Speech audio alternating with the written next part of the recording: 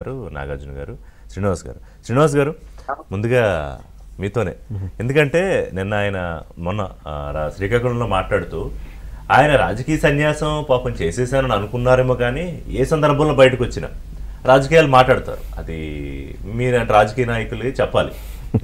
అంటే మీరేమీ పెద్ద చాలా థిక్ స్కిన్డ్ పొలిటీషియన్ కాదు నాకు తెలిసి. ఇప్పుడు ఏంటి విజయసాయి రెడ్డి ఆయన మాటలను బట్టి చూస్తే పవన్ కళ్యాణ్తో నాకు అసలు అపురూపమైన, ఇంకా మేము అసలు నీడ లాగా ఉంటాము అన్నట్టుగా నాకు అర్థమైంది. Is it so close? అంటే ఆయన చాలా దగ్గర పవన్ కళ్యాణ్ గారికి. ఋషి గారు, మీకు ప్యానల్లో ఉన్న పెద్దలు నమస్కారం అండి. అసలు పవన్ కళ్యాణ్ గారికి దగ్గర కాని వాళ్ళు ఎవరు సార్? అంటే ఇది మొట్టమొదటిసారి కాదు విజయసాయి రెడ్డి మాట్లాడడం. ఆయన ఏదో రెడ్డి సంక్షేమ సంఘానికి సంబంధించి ఆ కుల భోజనాలు పెడుతున్నారు కదా ఈ మధ్యకాలంలో. ఆ కుల భోజనాలకు వెళ్ళినప్పుడు దాని సందర్భంలో మాట్లాడిన మాటగా ఈ మాట మాట్లాడారు. గతంలో కూడా ఆయన కొన్ని విషయాల్లో మాట్లాడుతూ చంద్రబాబు గారి కంటే వయసులో ఉన్నటువంటి పవన్ కళ్యాణ్ గారిని ముఖ్యమంత్రి చేయాలనే మాటలు కూడా గతంలో మాట్లాడాడు. అప్పుడు కూడా ఓహో ఇదేదో కొంచెం సానుకూలంగా మాట్లాడుతున్నాడు, జనసేనకి పవన్ కళ్యాణ్కి జనసేనలో జాయిన్ అయిపోతాడా అనే మాటలు అప్పుడు కూడా వచ్చినాయి. సరే, మధ్యలో జరిగినటువంటి అనేక పరిణామాలు, కానీ టైం లైన్స్ మీరు అన్నవి ఏంటంటే ఈ మధ్య ఆయన పవన్ కళ్యాణ్ పొగడ్డము, వారి అబ్బాయికి చిన్న యాక్సిడెంట్ అయినప్పుడు, ఇవన్నీ లేటర్ ఆఫ్ లేట్ లో డెవలప్ అంటుంది. ఎప్పుడైతే ట్వీట్స్ 2019, 20, 21, 22 నేను కూడా పోస్ట్ పెట్టానండి. దాదాపు ఒక 30-40 పోస్టులు నేను పెట్టాను గతంలో. అంటే నేను ఎప్పుడు గతంలో పవన్ కళ్యాణ్ గారిని విమర్శించలేదు, భవిష్యత్తులో కూడా విమర్శించడానికి స్టేట్మెంట్ ఇచ్చాడు కదా.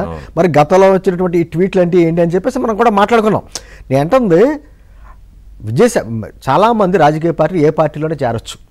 ఇప్పుడు రకరకాలుగా జగన్మోహన్ రెడ్డి గారితో పాటు జైల్లో ఉన్నటువంటి మోపిదేవి లాంటి వారు తెలుగుదేశం పార్టీలో కూడా జాయిన్ అయ్యారు. అలాగే జగన్మోహన్ రెడ్డికి అత్యంత సన్నిహితులుగా ఉన్నటువంటి బాలినేని గారు జనసేనలో జాయిన్ అయ్యారు. అంటే రాజకీయాల్లో ఏదైనా సాధ్యం, కాకపోతే దానికి ఒక పరిధులు కూడా ఉంటాయి.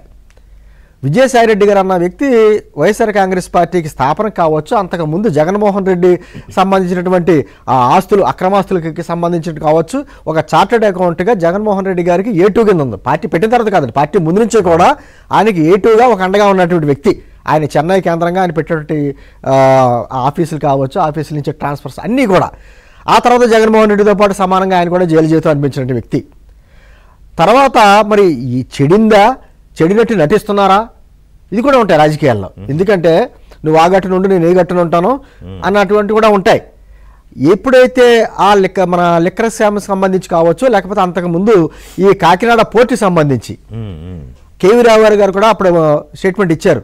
విజయసాయి రెడ్డి గారు మరి ఇద్దరు కలిసి నన్ను పీక మీద కత్తి పెట్టి మరి వాళ్ళు చేయించుకున్నారనేటువంటి విషయం మరి చెప్పారు.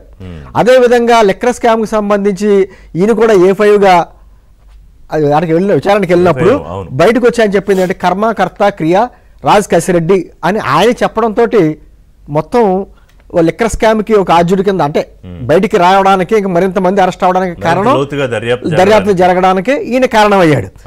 తర్వాత దానికంటే ముందు కూడా మనం ఆలోచించవలసింది ఏంటంటే, ఇంకా పార్టీ నుంచి బయటికి రాకుండా ముందు కూడా ఈ అన్నా చెల్లెలు ఇష్యూ వచ్చేటప్పుడు జగన్మోహన్ రెడ్డికి అండ్ ఆ చెల్లి గారికి షర్మిల గారికి ఇష్యూ వచ్చినప్పుడు కూడా జగన్మోహన్ రెడ్డి గారికి అనుకూలంగా కూడా ప్రెస్ మీట్ పెట్టి ఆయన మాట్లాడడం ఆస్తుల విషయంలో మనకు తెలుసు. అప్పుడు షర్మిల గారు కూడా బలవంతంగా ఆయనకి ఇష్టం లేకపోయినా జగన్మోహన్ రెడ్డి గారు స్క్రిప్ట్ రాసి అరగంట ట్రైనింగ్ ఇచ్చి ఆయనతో మాట్లాడించిన మాట మనకి అది కూడా బయటకు వచ్చింది.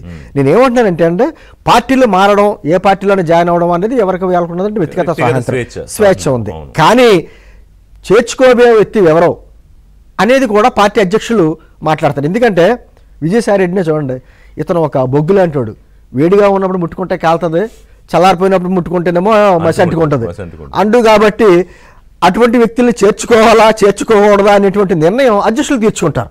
మీరు ఏమన్నారో తెలుగుదేశం పార్టీలోకి వెళ్ళే ఛాన్స్ లేదు, బీజేపీ వాళ్ళు తీసుకోరు, లేకపోతే వైఎస్ఆర్ కాంగ్రెస్ పార్టీలోకి వెళ్ళలేడు, ఉన్నదేమో జనసేన అన్నట్టుగా మాట్లాడతారు. ఒకటి మీరు గుర్తుంచుకోవాలి ఋషి గారు, జనసేన పార్టీ కార్యకర్తల పార్టీ, నాయకుల పార్టీ కాదు. మా పార్టీ పెట్టిన తర్వాత అనేక మంది మా పార్టీలోకి రావడం, పవన్ కళ్యాణ్ గారు 2 చోట్ల ఓడిపోయిన తర్వాత విడిచిపెట్టి వెళ్ళిపోవడం, అయినా కూడా లేదన్నారు. కానీ పవన్ కళ్యాణ్ గారు అలాగే ఉన్నారు, పవన్ కళ్యాణ్ గారి మీద నమ్మినటువంటి సిద్ధాంతాలు మాలాంటి వాళ్ళం ఎవరైతే ఉన్నాం మాలాంటి వాళ్ళం కావచ్చు, జన సైనికులు అందరూ కూడా వీర మహిళలు అలాగే అంటిపెట్టుకొచ్చినారు. నాయకులు వస్తూ ఉంటారో పోతా ఉంటారు. ఇలాంటి కార్యకర్తలు ఇంకా కార్యకర్తలాగే ఉండిపోయారు. ఎవరెవరికి పదవులు వచ్చి వాళ్ళు పదవులు తీసి వెళ్ళిపోతారు. పర్వాలేదండి, పదవి ఇప్పుడు అధికార ప్రతినిధి అనేటువంటి పదవి కంటే పెద్ద పదవి కాదు కదా. అంతేనా? అంతే, అద్భుతమైనటువంటి పదవి. ఈ రోజున గతంలో పార్టీకి ప్రజలకి మధ్య వారధిలా ఉండేవాళ్ళం, ఇప్పుడు ప్రభుత్వానికి ప్రజలకి మధ్యన వారధిలా ఉంటున్నాం. గతంలో ఎమ్మెల్యేలు అంటే మామూలుగా అయితే 21 మంది చెప్పుకోవాలి. ఇప్పుడు కూటమిలో ఉన్నాం కాబట్టి మా ఎమ్మెల్యేలు ఎంతమంది 164 మంది గర్వంగా చెప్పుకుంటున్నాం. కలిసి ప్రయాణం చేస్తున్నాం, రాష్ట్ర అభివృద్ధి గురించి పోరాడుకుంటున్నాం, ఇంకా అభివృద్ధి ఏ విధంగా చేయాలంటే ఆలోచిస్తున్నాం. ఇప్పుడు క్యారెక్టర్స్ మారుతాయి కదండి, కానీ ఏదైనా అద్భుతమైన మీరు ఒక మాట అన్నారు, రాజకీయాల్లో ఏదైనా జరగచ్చు, ఖచ్చితంగా జరగచ్చు. ఇప్పుడు ఎందుకంటే సో 100% మీరు కొట్టిపడేయట్లేదు. ఉప్పు నిప్పుల్లా ఉన్న వ్యక్తులే రాజకీయాల్లో కలుస్తారు. కానీ ఒక వ్యక్తిని జాయిన్ చేసుకున్నప్పుడు ఆ వ్యక్తి ఎందుకు పార్టీలో జాయిన్ అవుతున్నాడో, జాయిన్ చేసుకోవడం వల్ల మనకు లాభం ఏంటి నష్టం ఏంటి అనేది కూడా ప్రజలు బేరీ చేస్తూ ఉంటారు కదా. I'm just stopping here. Nagarjuna గారు మళ్ళీ వస్తా. నాగార్జున గారు నమస్కారం. ఇప్పుడు